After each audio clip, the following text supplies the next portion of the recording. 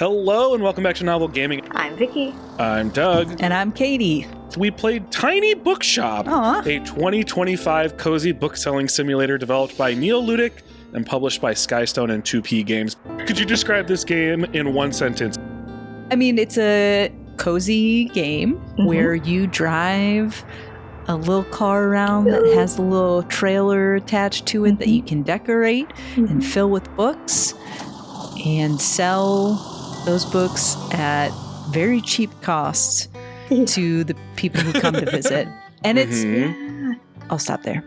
There's such beautiful diversity in it. There's like so many different types of people who come to your bookshop, and it's so cool. Yeah. With like so many different interests and personalities, and just like it's just so good. It's so good.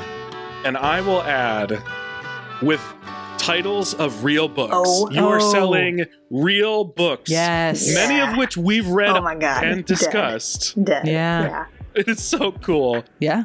I haven't really run into anything that I think folks would typically want to know ahead of going into a game. Yeah. I've played like a month, like an in-game month, and haven't encountered anything that feels particularly distressing. Same. And I'm about the same amount in. Yeah. We are going to get right into it. And I feel like a good place to start is just like how this game works and like the actual mechanics of what it means in this game to have a bookshop and to sell those books. Like, I think it's very, very cool. Yeah. Before we get into that really quick, I'm interested. Yeah. Is everybody playing on Switch, or is anybody playing computer? Or okay, cool. Because I'm interested. I'm playing on computer. Because some of the mechanical stuff, when you do it with a controller, my guess is that it would be different if you're using a mouse, and might, not that it feels bad, but it might be nice to use a mouse to point and click and drag stuff. Yeah, I did weigh this out before I chose what system to play it on. And I did trade the portability and ability to play it like in bed in like physical coziness for the ability to use a mouse, which I figured I would prefer. So yeah. Does it have touch controls on the Switch? No. Because like a lot of the things that I do find nice about the mouse, for example, putting books on a bookshelf with my mouse, is very easy and very nice. And I imagine if it would translate very well to just like touch controls, but if there aren't any, then that, that's a moot point. Yeah, not that I am seeing in this moment. One of the first things you sort of do, or that you're tasked with, is like making your bookshop. And like, you don't get to do a ton of customization off the bat. You sort of earn more customization as you go. But you do get to like paint your bookshop, and you have a couple things to sort of start with. And you start with a certain amount of books to just like get you kicking. How do you feel about? I didn't know what to expect going in. I knew you ran a bookshop, but I didn't really know how the game worked. So what do you guys think of how the actual book selling and stocking the cycle of the day? Yeah. I enjoy it. I love putting books on the bookshelf, and at first I was like, I'm going to put them all the sci-fi fantasy books are going to be together, and all the kid books are going to be together. And then as the days happen and some books are left open, and then I'm like, I only have like, especially in the beginning, 3 books left of this kind. We're just going putting things wherever, because I need to save some crime books. I never have enough crime books. Me either. Good Lord, these people. So I love the stocking the shelves, the seeing people come in and out, and the shelves then being like picked over, and there's gaps and holes, and then filling them back in. There are honestly even sometimes later in the game where I'm like, I don't want anyone to ask me for a recommendation, because I'm just loving seeing all these people come in and all their bubbles pop up, and seeing if they're putting books in their thing, and I just like want to see it all happen. So nobody talk to me, but inevitably they talk to me, which is still a fun thing. Yeah. But I'd love to have, I don't know, a day where nobody talks to me and they just come in and buy books, especially on a busy day. Relaxing. Yeah. It's so relaxing to see them coming in. Yeah. I really like the bubbles when they reference books that are on your shelf. Oh, like, yeah. oh, I haven't, read about this before. Like, yeah, it's a good book. Like, I, like that little touch is so nice to watch. Yeah, I love, it's active, but like the passivity of it at times. I was going to ask about the bookshelf and like how we stock them. I am neurotic and they go by category. Not always perfectly. Yeah, because it helps me when I'm looking for a recommendation. It's like, well, I know I want a fact book. Okay, here are my choices. I'm going to go through here. And I got the chest option. So I have like 8 additional spaces at the moment. Yeah, same. Game changer. Yeah, so I keep all my kids' books in a chest. So like those are the only things that go in that chest, and it doesn't clutter up my main shelf. But yeah, Bookies. Yes, please call me that always. Vicki's bookshop is one you'd actually want to go to. No. Mine is chaotic. No. I think my only not complaint. I would like to be able, and tell me if you figured this out, but to go in my bookshop and watch people like pick things off the shelves. Yeah. And then sometimes. And that's the thing a lot of people have brought up from what I've seen is like, it would be nice to be able to sort of like Sims view your bookshop. Yeah, I think that would be cool. I'm kind of okay with it staying outside. Yeah.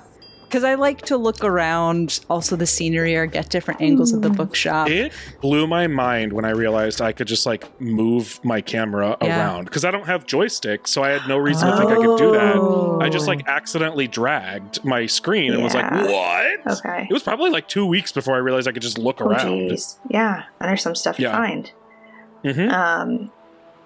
Yeah, I think that's... I would prefer to play it with a mouse.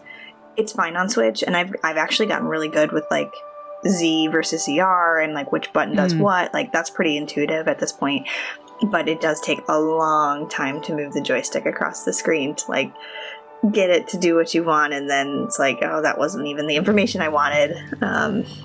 So that's a little slow. Yeah. Vicki, I organize my shelves pretty similarly to you, although there are times where I'm just sort of like, I just have an open spot and I need one book, But with the mouse, you like click on the genre you want, and then you can just click and drag, and it fills everywhere that your cursor goes. That would feel like and a it's long really drag. satisfying. Yeah, because you can just you can just drag over a whole shelf, and it's just like it's real nice. One of the things that like I wish that this allowed for, so like they tell you, hey, just because they like a certain genre doesn't mean you can't recommend a book outside of that genre. There might be something else that these folks enjoy. Yeah. And I take that to heart. Yeah. And I think sometimes the customer is wrong in their reaction to my recommendation. Oh yeah.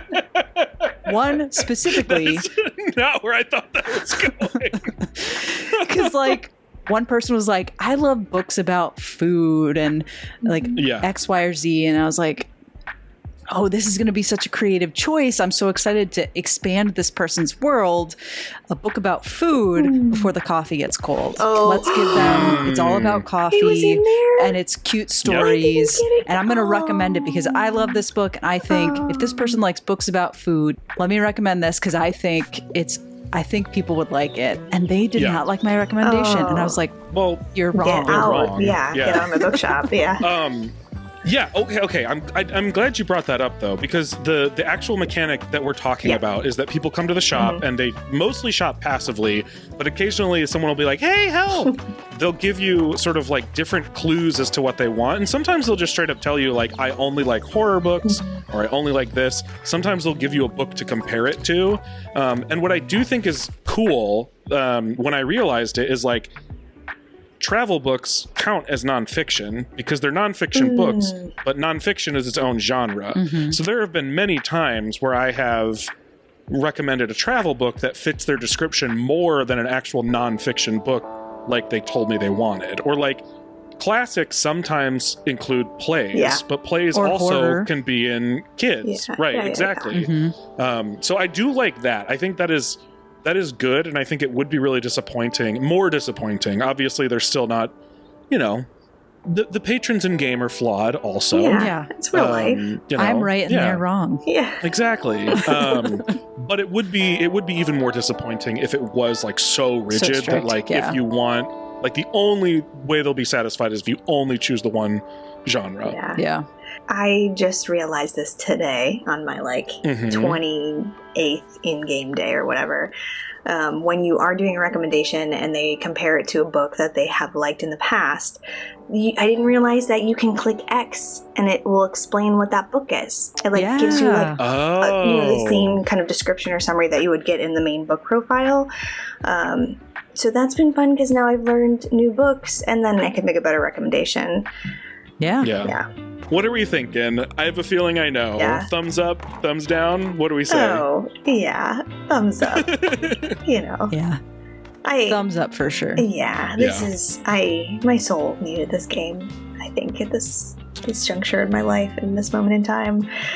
It just makes me so happy. And like, I've always wanted to work with books or like in a library or write or do whatever. And like, this gives me, you know, just the glimpse of that I needed. And it sets you up for success. So there's like no risk of failure. So it's like, I am the bookseller. I even like said to my husband, you know, like, we could just get another shed and like put wheels on it. And like, I could try this out. Like, this, you know, I think this is like a good idea.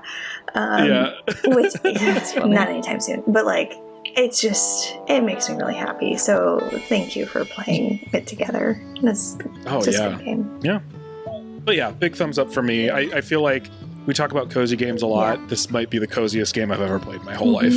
It's so relaxing. Yeah. Thank you, developers. Thank you, developers. Thanks, developers. And thanks to everybody for watching. If you want to hear a longer version of this discussion, feel free to check out our podcast episode that's linked in the description below. And keep an eye out for our next video. Thanks again. Bye. Bye. Bye.